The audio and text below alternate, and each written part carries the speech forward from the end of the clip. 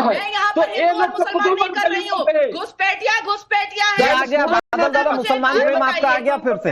घुसपैठिया हाँ, ये हमेशा हिंदू मुस्लिम करते हैं। ये आपका मुसलमान प्रेम आ गया। किसी ने भी कहा कि मुस्लिम घुसपैठिया, पूरी चर्चा में किसी ने भी मुस्लिम घुसपैठिया इस्तेमाल किया क्या शब्द? सर्टिफिकेट नहीं मिला। मुझे एक सवाल का जवाब दीजिए। गैर मुस्लिम घुसपैठिया निखिल भाई इसके बाद आ रहा हूँ। बनाई थी मदरसों के लिए, कौन है, हिंदू है और मुसलमान है। गुड लिस्टनर बादल दा এত সম্মান দিচ্ছি তাও আপনি বলে যাচ্ছেন। अरे बाबा सुन तो लीजिए, 2022 में ममता बनर्जी ने एक पूल कमेटी बनाई थी मदरसों के लिए, और उसके बाद फिर उस पूल कमेटी को रिजेक्ट किया यही बांग्लादेशी मुल्लाओं ने, इसी बांग्लादेशी मौलवियों ने रिजेक्ट किया। लेकिन नाजिया जी एक मिनट आयरनी ये डिबेट में कि वो लगातार बोलते रहेंगे विदाउट फैक्ट, आप कितने भी फैक्ट रखेंगे उस पर बात नहीं होगी। बादल दादा सुनिए ना, मेरी बात सुनिए, लगातार बोलते रहेंगे कोई मतलब नहीं उसका। मैं ये कह रहा हूं जो मुख्यमंत्री सदन में खड़े होकर कहें कि भाई इन्फिल्ट्रेटर्स हमारे यहां की दिक्कत है, ज्योति बसु पर आरोप लगाए, पहले की सरकारों पर आरोप लगाए, क्या आज उनके लिए इन्फिल्ट्रेशन मुद्दा खत्म हो चुका है? क्या बंगाल में इन्फिल्ट्रेशन खत्म हो चुका है, या ये इन्फिल्ट्रेटर्स को ममता बनर्जी अपना चुकी है पश्चिम बंगाल के अंदर? अब क्यों नहीं बोलती हैं? वो क्यों कह रही है कि मैं डिटेंशन सेंटर नहीं बनने दूंगी? अनुराग जी डिटेंशन कैंप को करने के बाद असम में क्या हुआ सबको पता है। कितना तो आप मतलब घुसपैठियों को पालेंगे सर? सुनिए सर, तो आप घुसपैठियों को पालेंगे? हाँ या ना में जवाब दीजिए सर।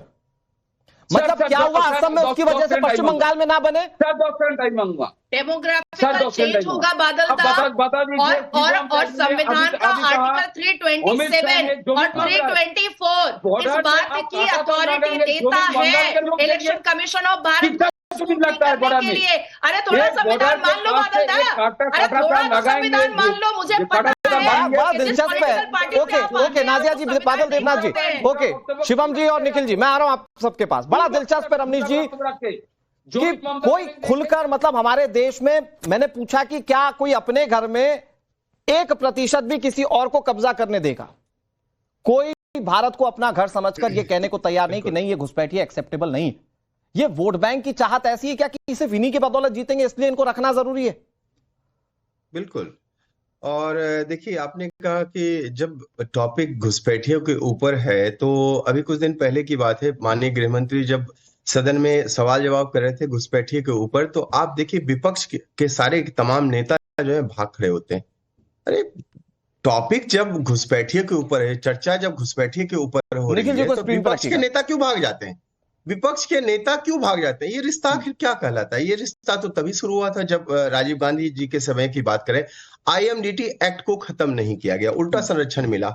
असम में बात करें कि जो इलीगल माइग्रेंट्स थे 1983 तक लागू रहा, इस कानून ने घुसपैठियों की पहचान लगभग नामुमकिन कर दी। केंद्रीय और देखा जाए तो राजीव गांधी जी के समय में जिस तरह के चीजें होनी चाहिए, समझौता जो 1985 एक्ट जो असम समझौता है, 1971 के बाद आए अवैध घुसपैठी की पहचान और निष्कासन होगा। लेकिन राजीव गांधी जी के समय में न तो एनआरसी लागू हुआ, आप कह रहे हैं आज घुसपैठ तो कांग्रेस की बदौलत। तो हाँ बिल्कुल इसमें कोई दो राय नहीं है।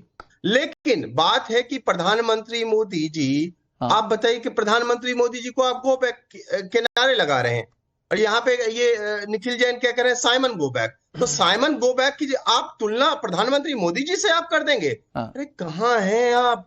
कहीं नहीं है। आप देखिए ना कि क्या हालत हो गई है आपकी। और मोदी जी ने बिल्कुल सही कहा, महाजंगल राज कहा ना बंगाल को, क्योंकि बंगाल में कानून नहीं है। आखिर आप है, डर उन्हीं को है जिनकी राजनीति फर्जी वोटों पर टिकी है। ओके निखिल जी जवाब दें, उसके बाद शिवम भाई के पास जा रहा हूं। ओके रोकी जा सकती है निखिल जी। सबसे पहले तो ओके पैनल पे पहले एक मिनट ने राक्षस मुंह खोले खड़ा हुआ है, धार्मिक कट्टरवाद का जो राक्षस है वो मुंह खोले खड़ा हुआ है। और अगर समय रहते हुए ममता बनर्जी बंगाल से नहीं गई तो जैसे दीपू दास का हाल हुआ, यही हाल आप आने वाले समय में मालदा, मुर्शिदाबाद, दिजनापुर, नदिया, इन सब जगह देखेंगे। हाल आप आने वाले समय में मालदा, मुर्शिदाबाद, दिजनापुर, नदिया, इन सब जगह देखेंगे।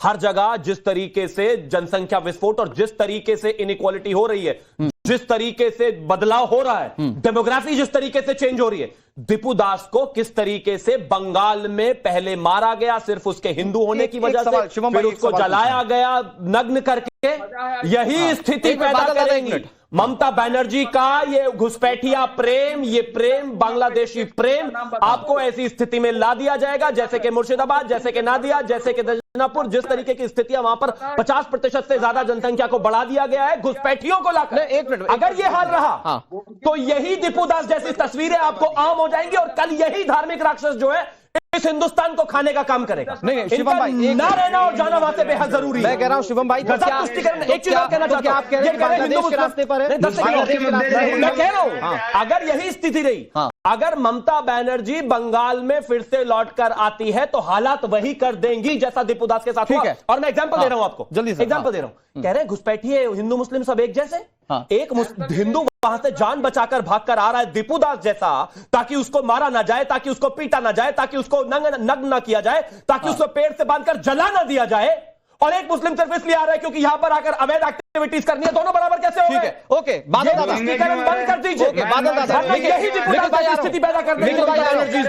बहुत गंभीर बात कही है शिवम त्यागी ने। बादल दादा आज क्या बांग्लादेश के रास्ते पे चल गया क्या बंगाल, अगर इन्फिल्ट्रेशन को आप बता रहे हैं तो? बादल दादा जल्दी से उसके बारे में आंसर दूंगा। सबसे पहले शिवम को पता नहीं है, देश के प्रधानमंत्री को पता नहीं है, बंगाल में जो चुराना को जो स्कीम परियोजना का जो सुविधा बंगाल के 10.5 लोगों को जो मिल रहा है, ममता दीदी जो सुविधा मिल रहा है, इसके लिए बंगाल के लोग ममता दीदी को आज भी लाखों करोड़ों लोग दिल में ममता दीदी है। पूरे दिलों में ममता दीदी है तो फिर घुसपैठियों की जरूरत क्यों है? प्रधानमंत्री जी ने फिर घुसपैठिए क्यों चाहिए? ओके नाजिया जी कुछ कह रही है। नाजिया जी, जो लोग शिवम त्यागी जी ने जो बात कही है कि पश्चिम बंगाल को बांग्लादेश के रूप में हम देख सकते हैं, ये उन्होंने क्वेश्चन मार्क लगाया है अगर घुसपैठिया ना निकले। क्यों? फरहाद हकीम ने तो अपनी नाजिया जी मैं रोक रहा हूं, इस वक्त प्रधानमंत्री नरेंद्र मोदी असम में क्या कह रहे हैं वो सुना देते हैं दर्शकों। पिछले 11 वर्षों में हमारे प्रयासों से,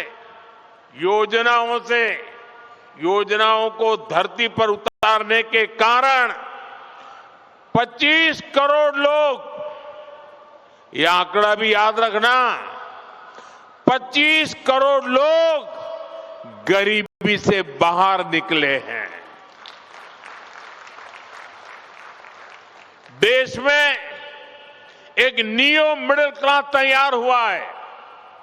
ये इसलिए हुआ है क्योंकि बीते वर्षों में भारत के गरीब परिवारों के जीवन स्तर में निरंतर सुधार हुआ है। कुछ ताजे आंकड़े आए हैं जो भारत में हो रहे बदलाव के प्रतीक है। साथियों, और मैं मीडिया में ये सारी चीजें बहुत कम आती है और इसलिए मैं आपसे आग्रह करता हूं, मैं जो बातें बताता हूं जरा याद रख करके औरों को बताना। साथियों, पहले गांवों के सबसे गरीब परिवारों में 10 परिवार में से एक के पास 22 बाइक तक होती नहीं थी, 10 में से एक के पास भी नहीं होती।